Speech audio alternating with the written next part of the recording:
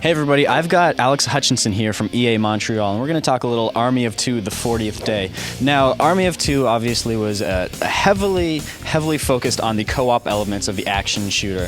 What are you guys trying to do with Army of Two, the 40th day, to expand on what that first game did? Yeah, so one of the key principles we're trying to drive with the new game is this idea of organic co-op. So the first one had these great, co-op set pieces, but a lot of the feedback we got was that it was too stop-start, and they wanted to use a lot of these mechanics all over the place.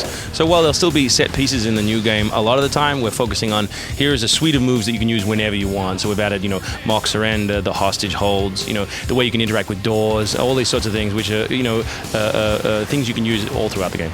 So the subtitle there is a little vague, the 40th day. People probably aren't going to know what that means right away. So can you describe that for us, how it fits into this whole setting of basically just Shanghai gone to hell? Mm-hmm. Yeah, so there's been a lot of people who've picked up on the kind of biblical, undertones of the title.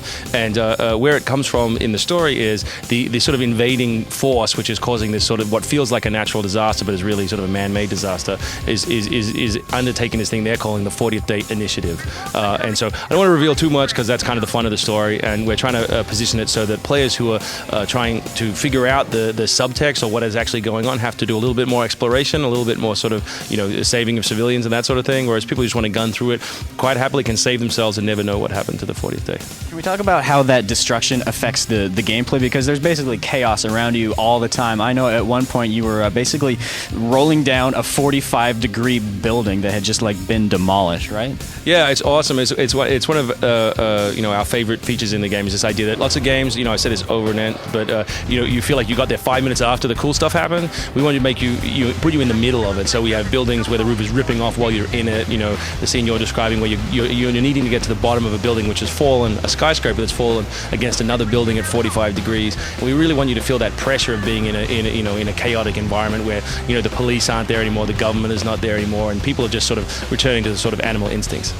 Now, those animal instincts kind of play out when you run into civilians and you kind of have the choice. Should I let them go? Should I shoot them? Should I have a good time here? Yeah. What sort of moral consequences or decisions are you faced with in this game? Yeah, so there's a big feature which we've hinted at today, which you're talking about with the civilians. I like the idea that you can play the game, even though the game doesn't branch, that you can play it in different styles. So you and I could play together and say, we want to be bad guys, we're going to kill the civilians, we're going to make jokes all the whole time, you know what I mean, and not worry about what's happening to Shanghai and focus only on ourselves.